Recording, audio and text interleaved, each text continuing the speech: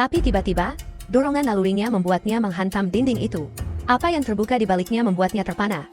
Lorong sempit dengan puluhan orang, lelaki dan perempuan dalam pakaian minim, tangan terikat, mulut tertutup lakban, tergeletak lemah tanpa daya. Yukito tertegun. Apa sebenarnya tempat ini? Para tawanan memandangnya penuh harap, memohon dalam diam. Ia sempat berpikir telah menemukan markas kelompok sesat. Tapi suasananya terlalu mencekam untuk sekadar itu. Ia tak buang waktu. Dengan kecepatan luar biasa dan pedang di tangan, ia membebaskan satu persatu dari mereka. Gerakannya begitu cepat hingga nyaris tak terlihat. Wajah-wajah yang semula putus asa kini memancarkan harapan. Setelah semuanya bebas, ia mulai menyusun potongan teka-teki. Beberapa dari mereka mengatakan bahwa mereka disergap dan pingsan tiba-tiba. Tidak dibunuhnya mereka menandakan bahwa penculik berencana menjual mereka.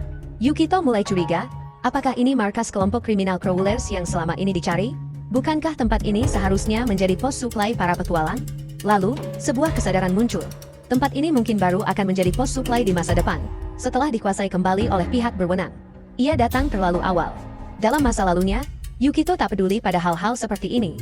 Selama 10 tahun hidupnya hanya dihabiskan untuk berburu slimei. Mungkin karena itu, waktu terasa kabur seiring bertambahnya usia. Beberapa detik kemudian, sang pahlawan menghentikan pusaran pikirannya. Ini bukan saatnya tenggelam dalam lamunan. Ada hal yang jauh lebih mendesak. Mencari jalan keluar dari sergapan serangga pemangsa yang mengintai dari kejauhan. Para tawanan yang baru saja ia temui sama sekali tak memiliki perlindungan. Dan pertemuan mendadak ini membuatnya sedikit terguncang. Namun ia tahu, waktu untuk kebingungan telah habis. Ia harus segera bertindak demi menyelamatkan mereka.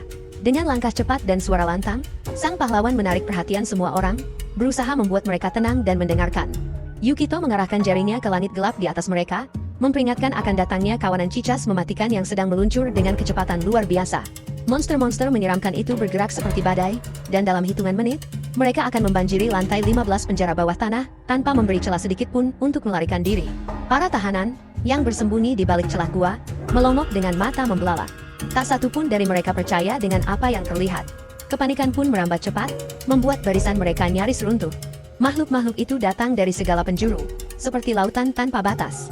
Yukito memperingatkan bahwa waktu hampir habis, dan satu-satunya kesempatan untuk bertahan hidup adalah dengan bersatu di bawah arahannya. Namun, wajah para pemuda dan pemudi itu mencerminkan rasa takut yang dalam. Mereka tidak yakin bisa melawan tanpa perlengkapan. Seorang gadis tampak putus asa, berkata bahwa semua harapan telah pupus karena mereka benar-benar tak memiliki apa-apa.